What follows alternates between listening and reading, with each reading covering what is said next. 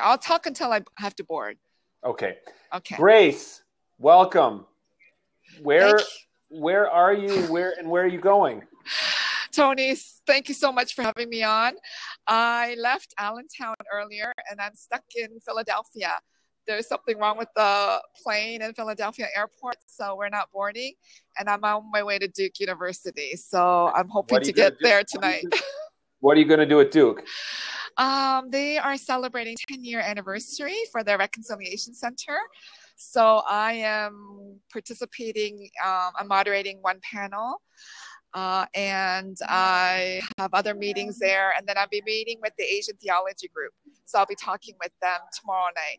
So there's a lot of activities. Hold on one second. What happened? B10? Okay, I have to change gates. I'm going to walk and talk. I'm in gate C, but we have to go to B10. So okay, while you're walking, tell us you're like a big boss in the AAR right now. Oh, you're like one of the big decision makers. Well, I wouldn't say big boss, but it's kind of an honor to be elected to be on the AAR board. So we had I attended the first board meeting last month in Newark, and it's more demanding and it's more complex than I had actually imagined it to be. So, but it's exciting to be part of it and contributed the scholarship or whatever way that I can, because I think the Asian American voice or women's voices are very important in the decision making. So it's kind of an honor to be part of it. Yeah. So it's kind of exciting, but it's a lot of time commitment, more than I had imagined. Is that right? But, yeah, way more. Because it's not just the board. Once you're on the board, they put you on another committee. So I'm on the program committee, which is unbelievably about a large amount of work. It's fun. God. I'm learning a lot, but it is a lot of time consumption. But it's all good. I'm enjoying it. That's awesome. Tell us, you've had some, I want to talk about your homebrewed book, but you've had some other books come out. And hey, Helene, good to see you. I just muted you. You're going to be on right after Grace. So you've got books coming out. I mean, yes. You've had books come out, and they've been celebrated. Tell us about what you've had come out recently. Okay, there's 2 books that came out recently, and the one will be coming out hopefully by the end of this month.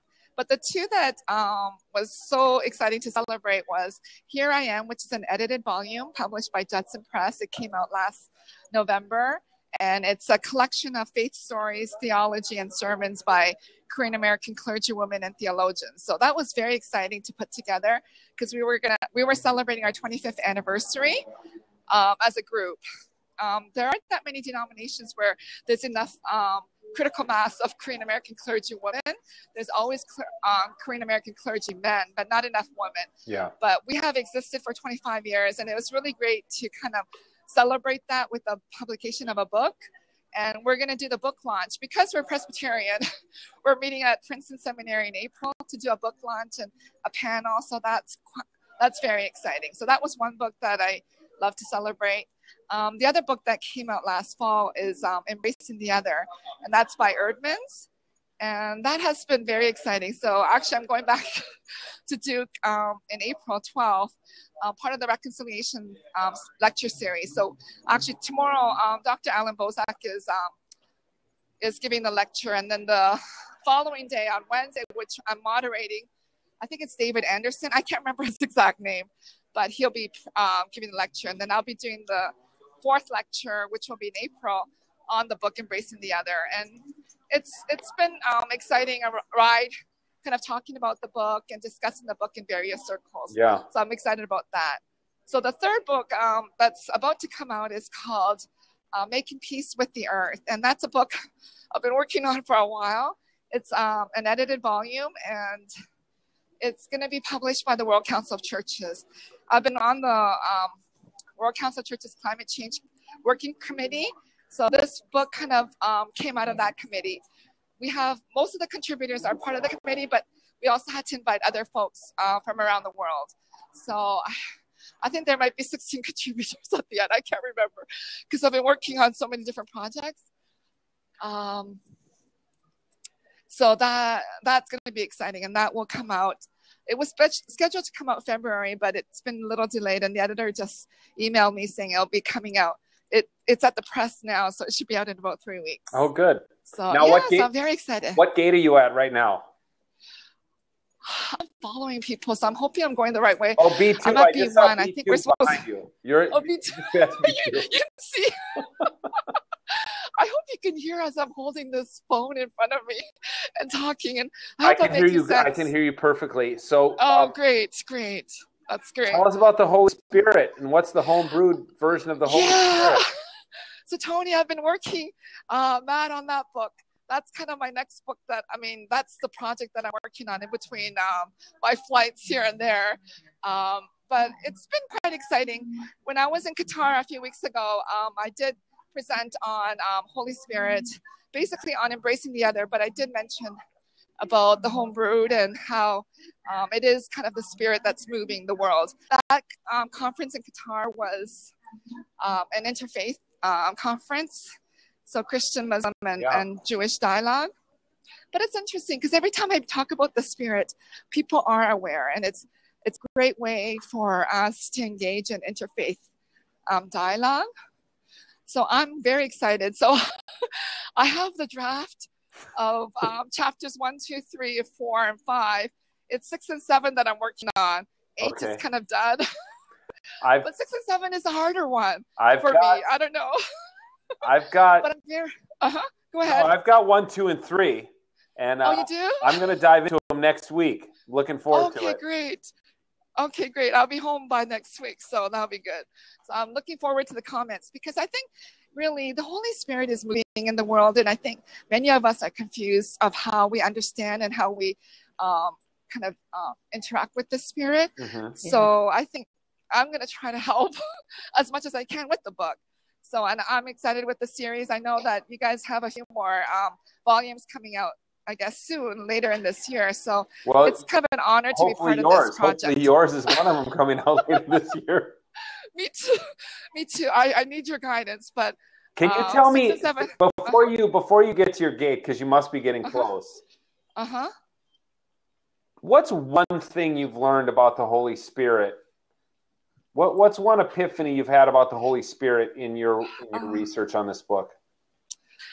Well, there's been several. One is that it's such a difficult topic. Every time this might be the 3rd or 4th book on the Holy Spirit. I'm at the gate, but we're not going to board right away, so I'm going to just stand here. Okay.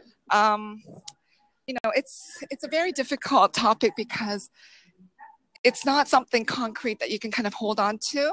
But every time I talk about it with folks who are of different faith and different religion, they are so excited that we can talk about the Spirit and be in dialogue with other people. So that's been one kind of good epiphany, that we can actually engage in dialogue. I think the world is becoming smaller and smaller if we're unable to love one another, because that was what the Embracing the Other book was all about, that if we can't really love one another, embrace one another, then that's a huge problem. So the epiphany, I guess, would be that as we study the Holy Spirit, especially as Christians, that we can kind of engage with the world and be able to love one another. The thing that students always ask me is what sets us different, or why is it so problematic when we study the Holy Spirit? So I keep saying, I think the problem arose because the Spirit had always existed even before Christianity. So the understanding of the Spirit, they changed the gate again. Hold on, I'm gonna have to ask what gate we're supposed to go. Hold on. What gate? What gate did they say? C28. We have to go back to C. I was at C26. Now we have to go back to C28. Oh my gosh. I don't think we're gonna get out of here. But okay, the one question that people have always asked about the Holy Spirit that I kind of enjoy talking about is the Holy Spirit existed even before Christianity came into the world, or how we view Christianity. It's existed with the Israelites' understanding, the Jewish understanding of the Holy Spirit. When we think about other world religions, they all had this understanding of the Holy Spirit. I think the problem with Christianity, or why we became so exclusive, is if the Spirit is big and it's massive. Lately I've been looking at Scott Kelly's Twitter account. No, Scott Kelly, the astronaut. Oh, yeah. and looking at his pictures. the world is huge, and we're like so paranoid about being so orthodox or paranoid about having correct doctrine. But this spirit is so massive. It's beyond our understanding. It's beyond our kind of earth globe. Mm-hmm. So I said the problem that we have as Christians is we put the word holy in front of it, and we claimed it, and we made it our own, and we made it so exclusive that only Christians have this understanding of the Holy Spirit. And I think that has become very problematic. So I kind of talk about that, and that's been very liberating for many students because they've also tackled with the question of the Holy Spirit and why we are so misunderstanding, or how Christianity has been in war or kind of in disagreement with so many other religions. Mm-hmm. But I think once we kind of realize that the Spirit had existed, it exists in other religions, etc., then we don't have to be so scared. And I think we can be open. Anyway, there's so many announcements here. I don't even know if I'm making any sense as I'm talking. It's amazing that you're able to do theology while running down the concourse like OJ in a Samsonite commercial, or Hertz. It was a Hertz commercial. He was jumping over Samsonite luggage. Okay. Oh my gosh, Grace. I know. Grace, you crack me up. Grace. I know. I crack myself up. No, all Grace, the time. you are the smiliest, giggliest theologian I've ever met. Really? Okay, I'll take that as a compliment. I love it. Theologians should laugh more, and they should. I know. Your next book should be on laughter. Laughing. Don't you think so? I think so too. I actually have a ton of other book ideas. It's just I don't have time. I have to actually just kind of live like a hermit and kind of be isolated so I can finish writing the books. I have a feeling you will never live like a hermit, Grace. But the laughing thing, actually, I touched upon that laughing in my other book. What's the other book? Theological Reflections on Gangnam Style. That was co-written with my friend Jo Che, and we ended with laughter. And because the book talked about laughing because I'm on a walkway, so I'm gonna stop so I can think. That book was on Theological Reflections on Gangnam Style and how people do make fun of other folks. So that's the way with racism. So when we look at how Asian American men are viewed, when we looked at Psy, who came up with the song Gangnam Style, people, we asked the question in the book: are we making fun of him, or are we laughing with him, or are we laughing at him? Uh-huh. And then we end with the gift of laughter. That if we are all created in God's image, then we shouldn't be laughing at each other, but we can laugh with each other, and it becomes like this holy laugh. So we kind of touched on it, but it's one area that can be really expanded. I think that will help this world a lot. Don't you think so, Tony? Hey, Grace, I'm all for it. I need a little more laughter, probably. So, okay, yes. That's good. So I think that's one. And then I think I can tie down with the Holy Spirit. Within the Pentecostal tradition, the Holy Spirit makes us move, makes us dance, makes us talk, speak in tongues, etc. So I think that can be all tied in with laughter, that it really gives us life. And scientists keep telling us that we need to laugh more to live healthily or live longer. So I think it's all kind of tied in together. So awesome. I'm kind of excited. I'm going off topic about off theology, but I think it's all intertwined. Theology is about living and living a flourishing life. I think laughter always helps us. I love it. Well, it's been a joy walking with you from the C concourse to the B concourse, and now back to the C concourse. Yes, I know, and I hope the plane is going to be there when I get there. Well, have fun at Duke, and if you see my friend Lauren Winter, give her a big hug, and if you see my friend Will Williman kicking his shins. Okay, this is all recorded, right? Yeah. Okay.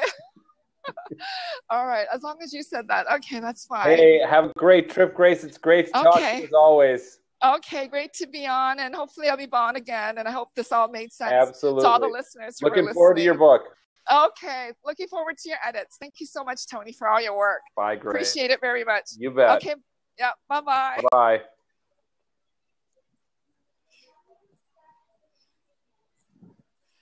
There goes Grace. Hello, Helene. Hi, can you hear me? Yes, you're in a much less frantic environment than Grace. Yes. Where are you? I'm in my living room. Is that a peaceful place for you? It is peaceful. Yes, and luckily for you, I took my bird and I put her to bed because otherwise she'd be getting out of my shirt and I crawling was around. And I was just asking if you had any. I was just going to ask if you have any pets. well, I could go get her if you were interested. But It's a bird. What kind of bird? she's I mean, I don't. The only birds I know about are birds that I shoot and eat. oh, So you shoot birds? I do. Yeah. No, it's great. Do you eat chicken? Yeah. Okay. Well, somebody killed that bird, so you could eat it. I just kill my own birds. Yeah. Well, not mine. No, no. There's probably not enough meat on your bird. No, Probably. she's a little fun conure. And where do they come from? What yeah, part I of can the go world? get her. You want me to go get her? Yeah, come on. Let's see her. All right, I'm gonna go get her. You know it's a she? Are you sure Yeah. it's a she? Yes. Okay. All right, we're going to wait for Helene Russell. Helene is writing the Homebrewed Christianity Guide to Evil.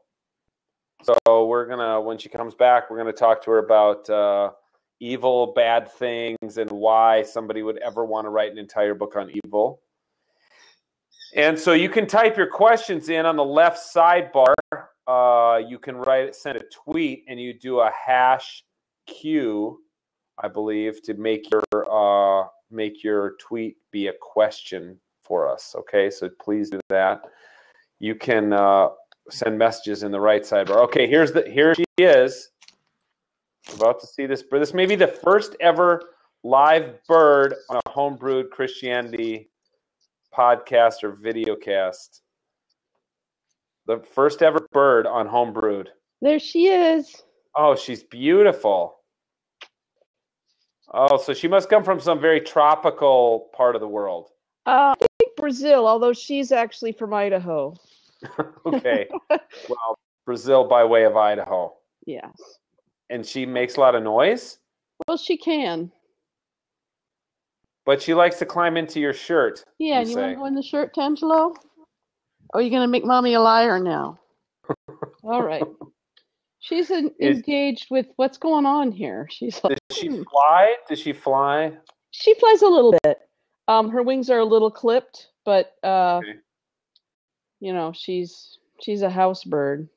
When birds are oh wait, Grace is calling back in. This maybe this would be funny if she's butt dialing into this. Let's just see what Grace. It would really be funny. Yeah, Grace, did you have something more to say? Oh my gosh, she really is butt dialing us. Okay, I'm gonna. Wow, this is. Okay, there she is. She's making her squeak. That was her little squawk. Yeah, that's when that's not when she's particularly loud. That's so you don't like it when I shoot birds, but you're happy to like clip parts of their wings off so they can't fly. Well, you don't want her to run into anything. Yeah. So who would be her natural predator? A cat, I suppose. Cats, other kinds of creatures that are in Brazil. Of course, hawks. Oh, birds of prey, raptors. Yeah, raptors, hawks. I've seen her she gets very upset when she sees a cat. She makes a certain noise that is only a cat noise. She's very, very animated when she sees airplanes. I don't know what she's doing what are you doing over here? Oh, she's flying over there. Okay, she wants to go over there for a little bit. All right. When you're gone during the day, is she just boogieing around the house, or is she in her cage? Oh, she's in her cage. Okay. Yeah, I don't want her to get hurt. I don't want her to run into anything. And what's her life expectancy? 30-some years. Come on. Yeah, that's what they say. She's 20. She's 20-year-old bird? She's 20. That is shocking to me. Most of the birds I shoot only live 2 or 3 years. Oh, do you shoot ducks? Ducks and pheasants and geese, little ducks. Like ducks are really tasty. I know, but they're really cute too. Cuteness is immaterial. Is it? I don't know. You know, it's interesting because I can't really eat duck anymore. I used to eat ducks because I have developed a friendship with these ducks. Okay. That I know that are at a pond that's about 8 miles from here. That's where I ride my bike to often, and Sure. so, but I can understand why you'd want to eat duck. Well, animals, like any animal, they taste like what they eat. So it depends on what kind of duck you shoot. I mean, some ducks are have very tasty meat based on what they eat, and other ducks that are diver ducks and eat like fish and eat crap off the bottom of lakes and rivers, they don't taste so good. They taste very greasy and fishy. But ducks like mallards, eat wild rice, and teal eat grasses and rice. Their taste really good. And I'll tell you what, wood ducks eat acorns all summer. Oh my gosh.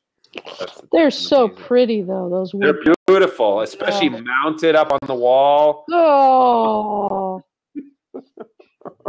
Well, I feed the ducks that I visit peas. Okay. They like frozen peas. I bet they taste good too. Oh no. Let me see what she's doing over here. Are you going to keep your earbuds in when you move? Yeah, hang on. Okay.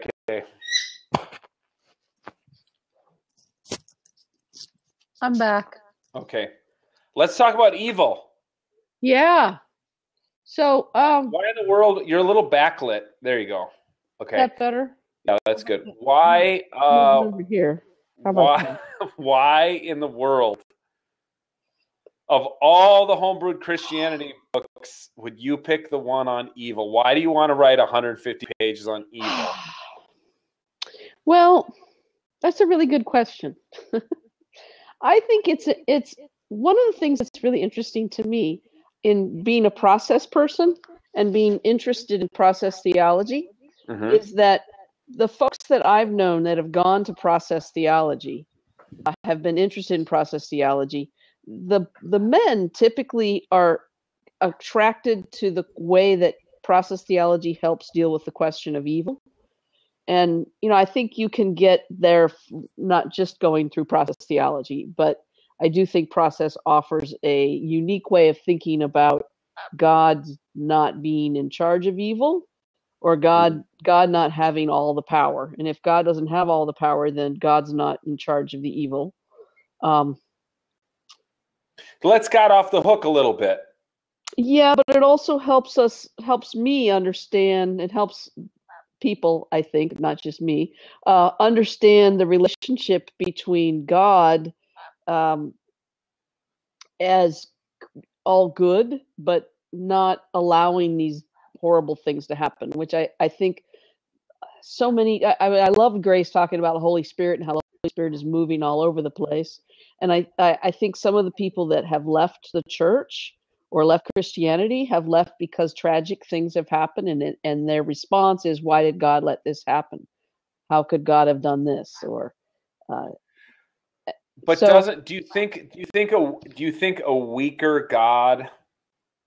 I'm just going to play devil's advocate here a little bit. Okay. But do you think that like a weaker God who isn't responsible for evil, because God like kind of doesn't have that much control or that much power, do you think that's what people are looking for? Well, there's two different questions. I think the people who are attracted to process theology, so I think men are attracted to process theology, or many men who are attracted to process theology are attracted to process theology because it helps them answer this question. That doesn't mean that process theology is the best way to answer that question. Because I think it's a helpful way of thinking about it. But I can also understand that there is a comfort in thinking evil things, bad things happened, and I just have to give up trying to make sense of them because God knows what's going on and God's in control of it. And so God's got a plan, or God's got some way in which it'll all come out. I mean, to me, the this is a little bit off topic, but because it's not evil. But to me, the most important, and I can't believe I'm going to say this and it's going to be recorded, is the most important verse in the Bible is from Romans, when Paul is talking about nothing can separate us from the love of God. Mm-hmm. And to me, I can see how someone would interpret that as nothing can separate us from the love of God, meaning that all things work for good for those who love God. Another Kierkegaardian thing. But I don't know that you have to go that direction, but I can see how people can go the direction of, if nothing can separate me from the love of God, then whatever is happening, it's all going to be okay. That God's in control and God's in charge, and so bad things can happen, but it's not going to hurt me. However, I think a lot of people have had the experience of it still hurting. Yeah, it does definitely still hurt, and I just wonder if it hurts less or more if you give up on God's power and knowledge. You know what? You pull away the omnis and you say, yeah, in the process view of God. There's. It seems like there are kind of two dilemmas if you go in the process direction. The one dilemma is that it just intellectually it just flies in the face of all classical conceptions of the Judeo-Christian God, which is that God is ultimately the author of all things. I mean, you're really rejecting Augustine, Aquinas, the reformers, you know. And then there's this existential thing of being like, do I really want a God who's not all that powerful and doesn't have control over it? I mean, I tried to find a middle ground in my last book on this too. So I just don't know how satisfying it is for people when you pull away some of that power from God. Is that ever something that keeps you awake at night when you're thinking about this book? Yeah, I have a hard time going. I go one way and then I go another way. It's not. I think that process thought. By the way, Kierkegaard is more my guy than process, although I certainly like process. Mm-hmm. I think that process theology can help us make sense of things when we need things to make sense. I think it's the best system for making sense, but I don't necessarily think that we always have to make sense. I think God's beyond sense making. Oh my gosh, what? Oh my gosh. Did you freeze? You're going to have to back up as soon as you hear me because you froze there for a second. Okay. But you're right I think it makes sense, but it makes sense. Want me to... Yeah. Reiterate what you were just saying. Oh, there. Okay. I wasn't sure. So the question is, sometimes it's really important for people that things make sense and that they don't have a cognitive dissonance going on in their faith. That doesn't mean that they can explain everything or that we have to explain everything. And I think I think process theology is the best system for explaining and understanding and analyzing the issues, particularly about the relationship between God's love and God's power. Are you back yet? Are you still there? I think maybe you lost me. Did I lose you again? No, I can hear you just fine. Okay, good. Okay. I think the problem might be on my end, so keep going. Okay. So, but that doesn't mean that I think that God is limited to process theology's view of God. Okay. But I think process theology offers us a really helpful way to think about these things. Does that make sense?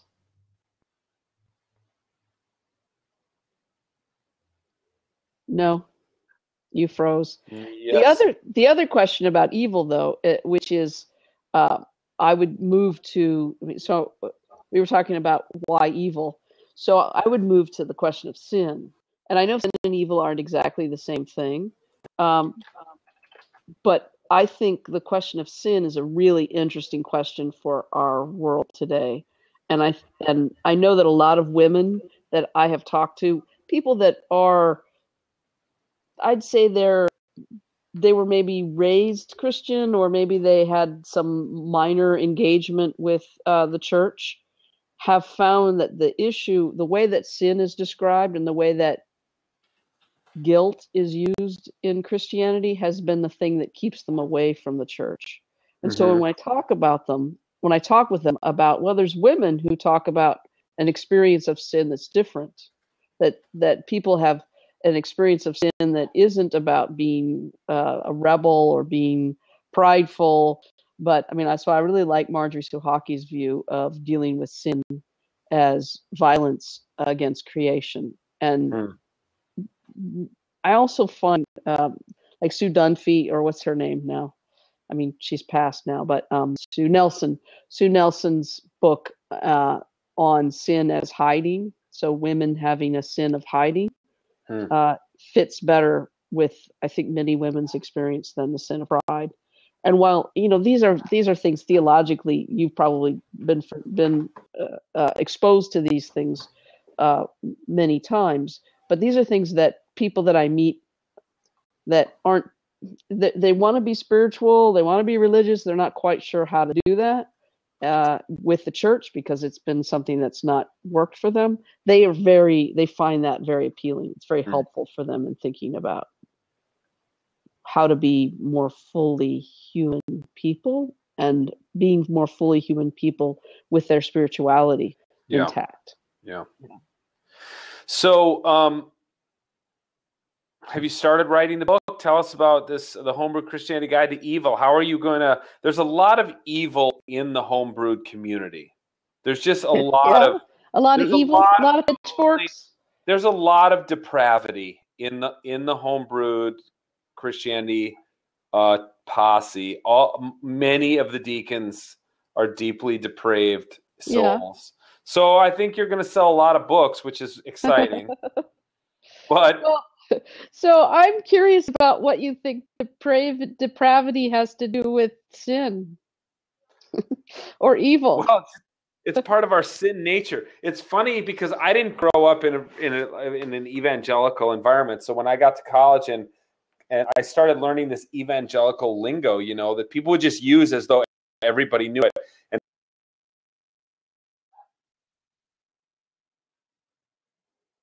you froze.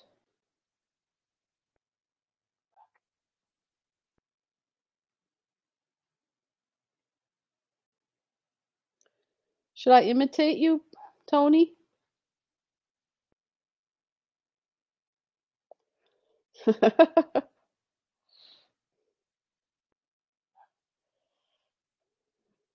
And one was like,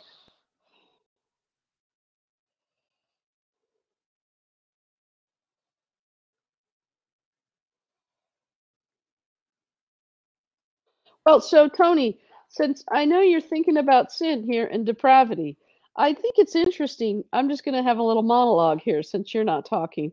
I think that depravity is actually, that's the part of the problem, is that when we confuse sin and sex, we confuse sin and drinking wine, which, by the way, I should have a little glass of wine, shouldn't I? Because I noticed you were drinking some wine, so let's drink a little wine.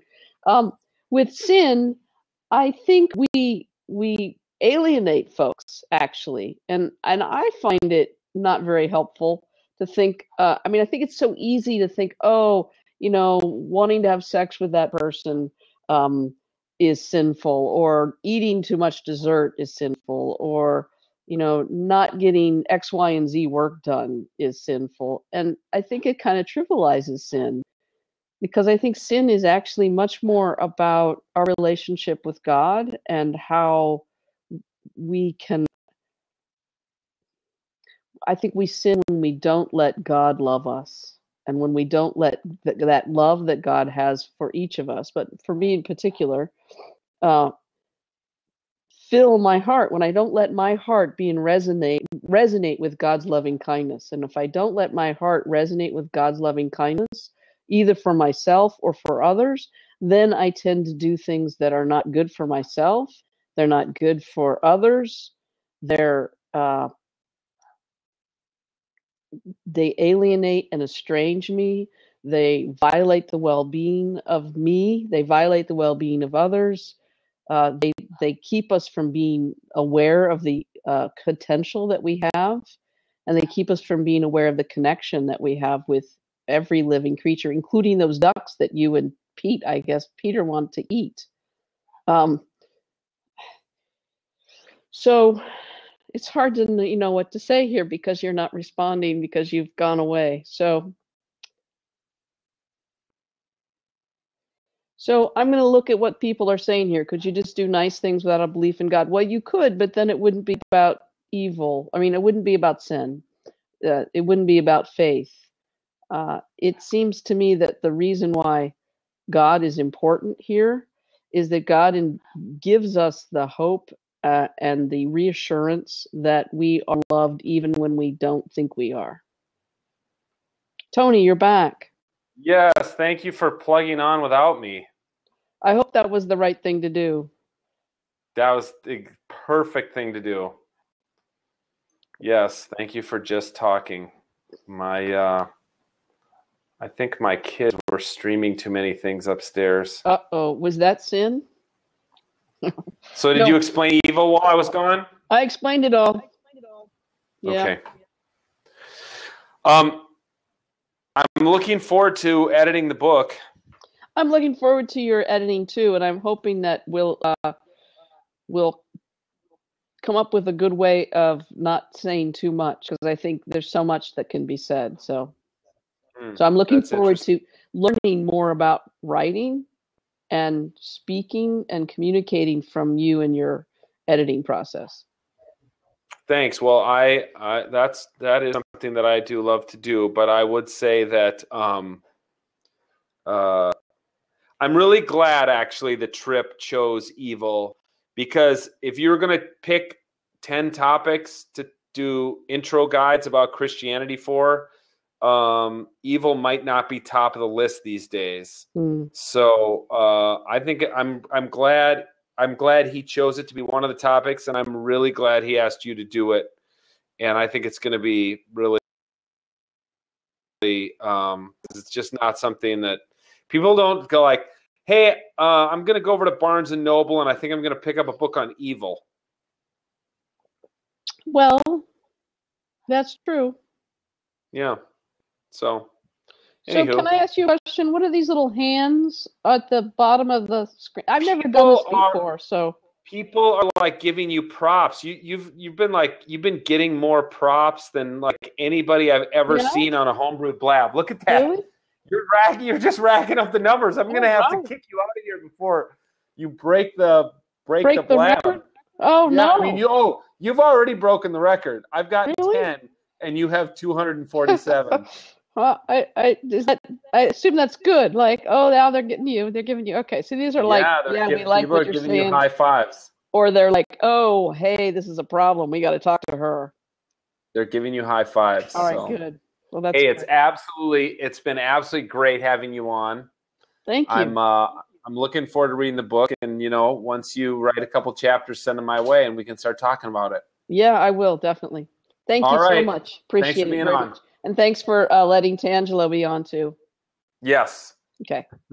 All right. Good night. It was great. I would never eat your bird. Thank you. Never eat her.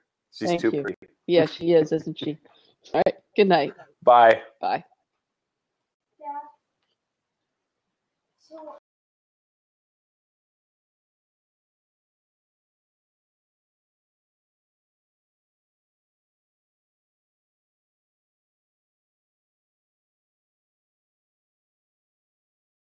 Side.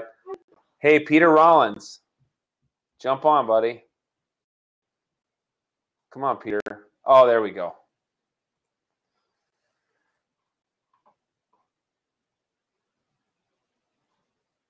Hey.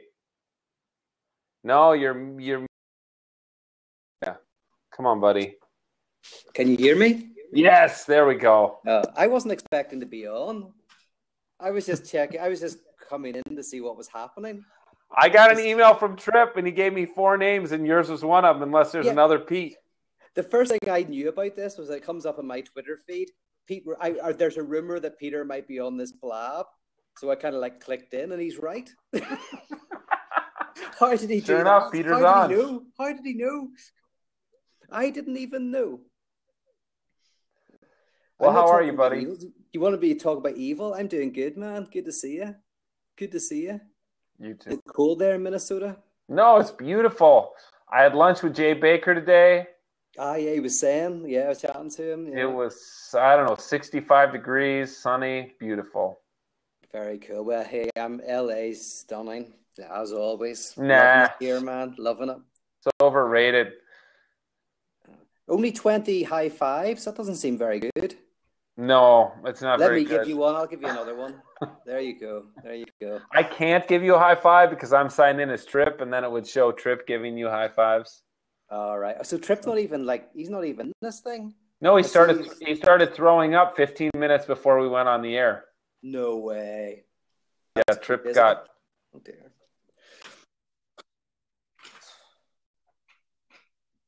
That's not good. Nope. Trip got the TD. Oh, you're back. You cut out on me, but you're back. So what is this blab for, by the way? What's the topic? What's the conversation? Trip is setting up blabs the first Monday of the month for the next 4 or 5 months. I think he and I are going to be interviewing authors, particularly authors who are in the Homebrewed series, but other authors. And I think this is one of the ways that Trip is going to be building content for the Homebrewed.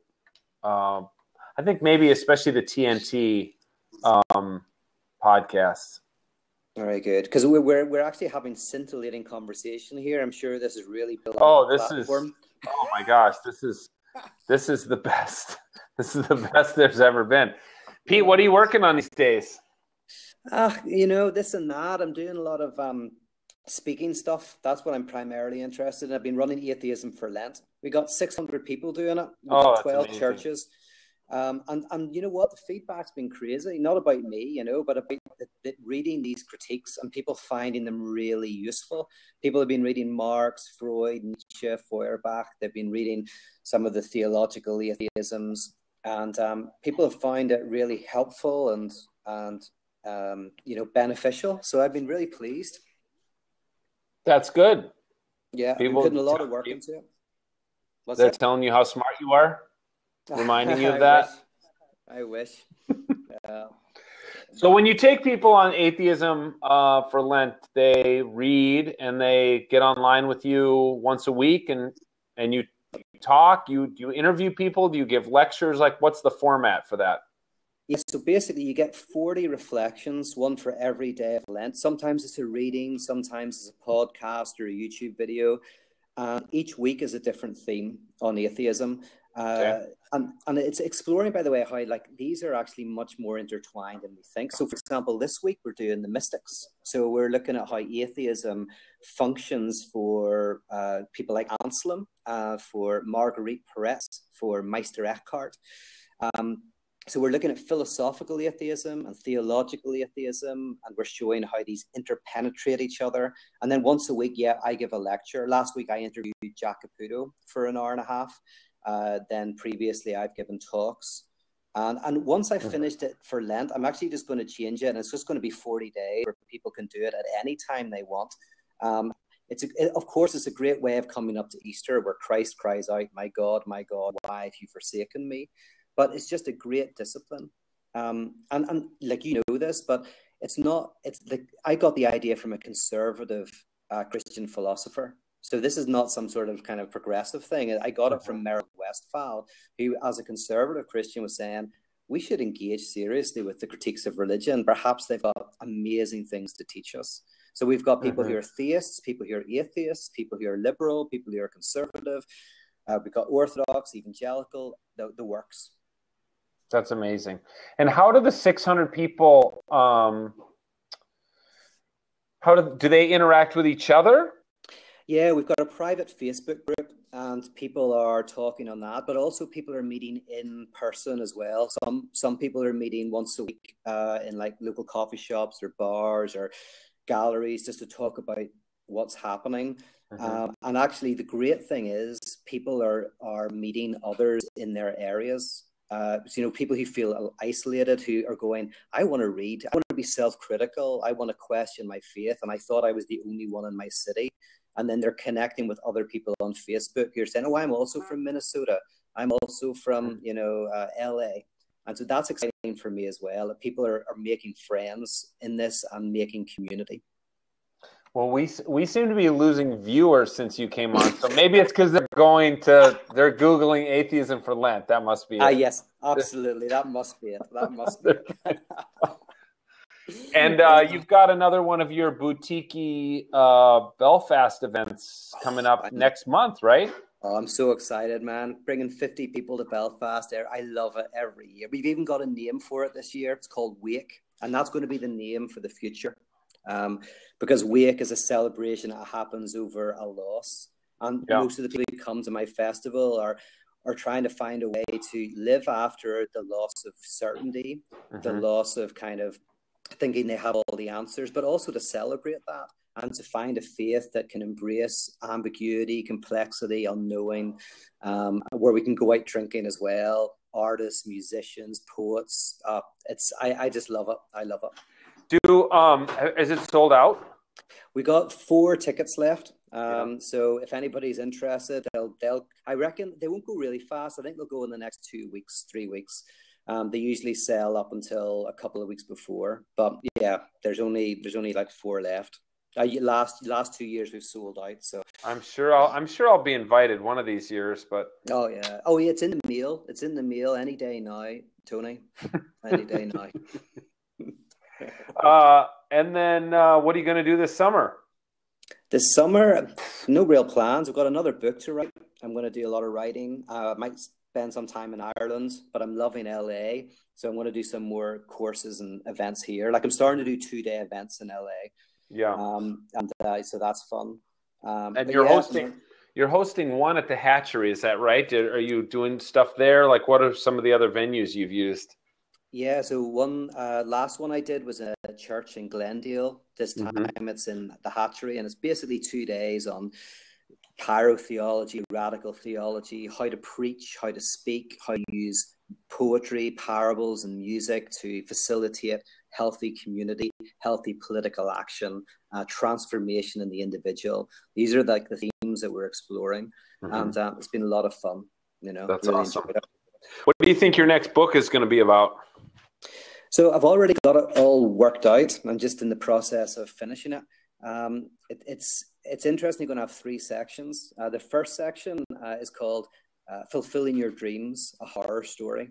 And it's about, this pursuit of the tyranny of finding something that will make us whole and complete and happy, and how all these promises of heaven end up being a bit hellish, And so I'm going to take that angle and do a bit of a critique of secular society as more religious, pretty much than the church. Now if you want to find certainty and satisfaction, you could come to LA. Every corner has a prophet telling you they can make you happy if you take the right drug, if you get famous or have the right amount of money or look the right way.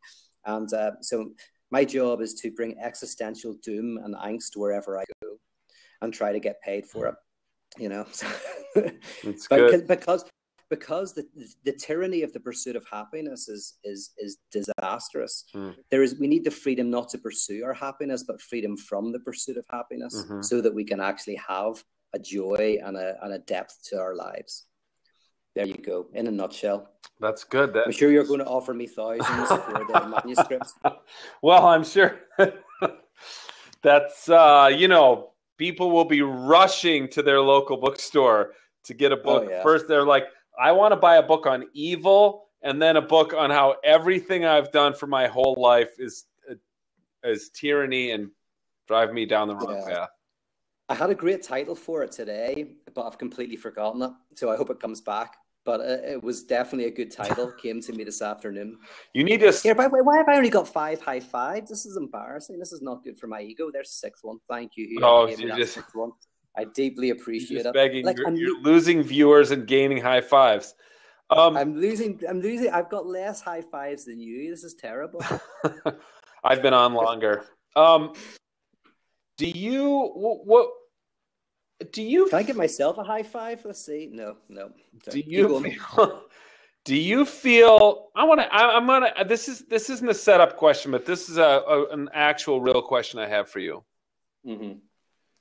Do you feel more certain of your atheism now than when I met you 10 years ago?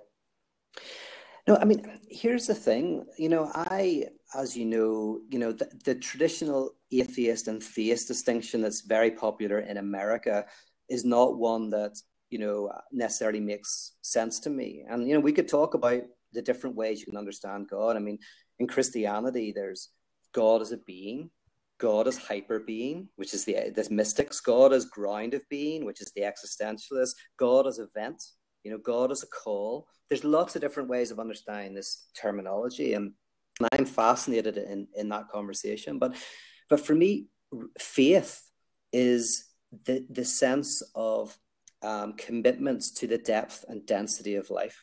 In one sense, it's not an intellectual sense that life is meaningful. It's a deeply felt sense that life is worth living for and dying for, and that is kind of the indubitable commitments that I have. And for me, that doesn't rest on atheism or theism or agnosticism. That rests on a certain mode of life. And my work, as you know, my project is to argue that Christianity is not about a belief, but about a way of being, a way of life, a way of existing in the world. But don't you think for so many people, their way of being is driven by some deeply felt belief? For some people, it's more of an existential,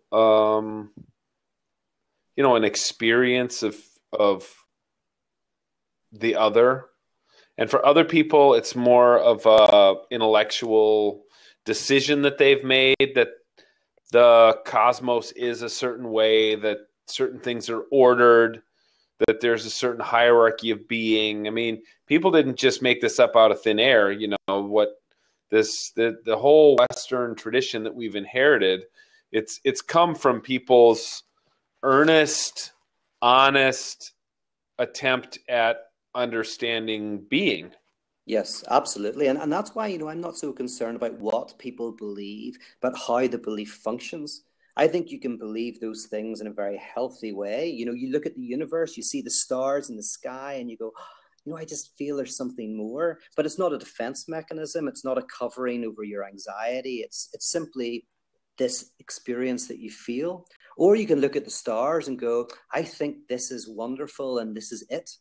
And that can be powerful, but you can also believe in a way that's hiding your uncertainty or your doubts or your anxiety. And also you can hold atheism in a way that's unhealthy and hiding as well. So so for me, again, it's not about what you believe. That's an interesting conversation, but I'm always interested in how our beliefs function. And Kierkegaard, who was mentioned earlier, had a real affinity with that kind of idea. Yeah. I think the challenge, of course, is you're running so counter to the dominant narrative of Western democracy, which is so tied in with faith and, Christian faith and belief. Do you ever... Go ahead. Oh, yeah, no, and I absolutely agree. And that's why, in a sense, I'm within that tradition. That's why I use the language. It makes sense to me. I like what you're saying. And like Gianni Vattimo, an Italian philosopher, when people ask him, why do you call yourself a Christian? He says, well, I can't not be. That's the language I have. That's the universe I was thrown into, in terms of what he was read to as a child, the type of discourse he has. But what I want to show is that even basic things like the way we understand God, there's different understandings within Christianity, not only at any one given time, but also changing over time. So, for me, it's not static.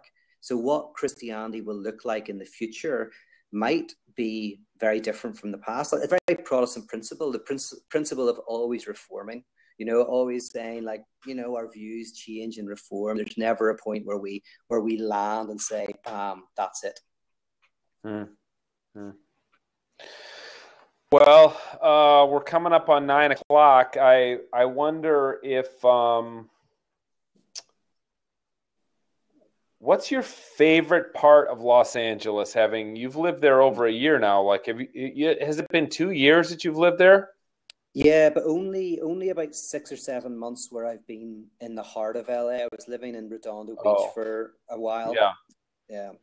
And it's hard to say, but in some respects, I love the chilled outness of the place. I was going to live in New York, but it was just too hectic. It was absolutely crazy. Yeah. So this suits me more. I like the kind of the chilled out, the weather, I've met some wonderful people. This has been really good for me. LA is not known for its philosophy. You know what I mean? Yeah. The only philosophers I've ever known from LA are Teach It Biola.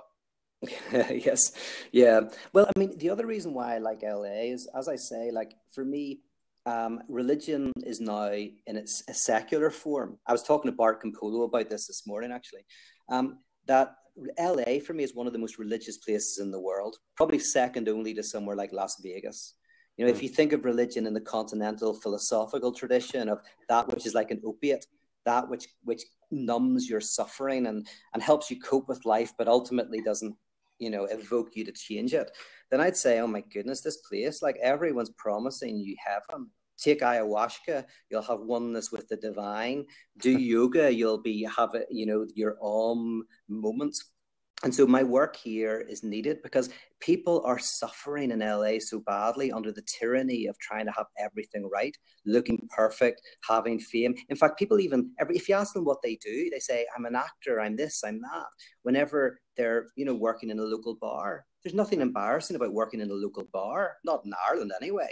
But people have this, they feel that they have to have this narrative of success, and it's deadly. And I mean deadly. I know someone recently committed suicide over this. She was beautiful, she was cool, she had from the outside everything, but inside she was suffering under this tyranny of never getting enough, never having it right. So part of being in LA is about the good news that life is difficult and we don't have the answers, and we can learn how to find a way to embrace that. This is my mission field, Tony. My mission field. Well, honestly, I mean, I've known you a long time, and I do think that Los Angeles is, it is strangely perfect. It's a strangely perfect place for you to be. And I've told you before that years ago when my oldest kid, who's now 15, I think he was 6, and I was speaking at the National Youth Workers Convention in Anaheim, and I brought him along, and then we went to Disneyland, and the whole ride over on the shuttle bus to Disneyland, I made him repeat after me the Baudrillard quote, Disneyland is the first toxic excrement of the hyperreal society. I just made him say it over and over. There's something about the hyper reality of Los Angeles that I think plopping you right in the middle of it, it's a much better fit for you than the pool house behind a Connecticut mansion. Honestly, I mean, I bet it's a place of great fertility for your spirit and your mind. Yeah, no, thank you. Yes, absolutely. And Baudrillard, as you know, because we talked about this before. I mean, his point is simply that things like Disney World, they make us think that the rest of the world is not a fiction. So we think that, Disney World is the fake world, therefore we live in the real world, when actually it covers over the fact that all our worlds are constructed. And LA is a very constructed world, and one that I want to deconstruct. So, yeah, there you go. All right, that's awesome. Man, listen, I love talking to you. I hope to see you soon. Yeah, great to talk to you. And you've been a nice opiate for the end of our conversation here. Wonderful. Thanks, man. Talk to you soon. Thanks, Peter. See ya. Bye. Well, everybody, I think that'll do it for our blab tonight. We were maybe going to have one more guest, but I don't see him on here. So to the 8 of you who remain, God bless you, or not God bless you, depending on which of your guests you most resonate with. And make sure you tune in to this blab again the first Monday of April, where Tripp and I will be back interviewing some folks, and let us know who you'd like us to interview. We're going to be doing theologians, philosophers, people who are writing books, and a lot of people from the normal homebrewed audience. So great to see you all. Hasta la vista, babies.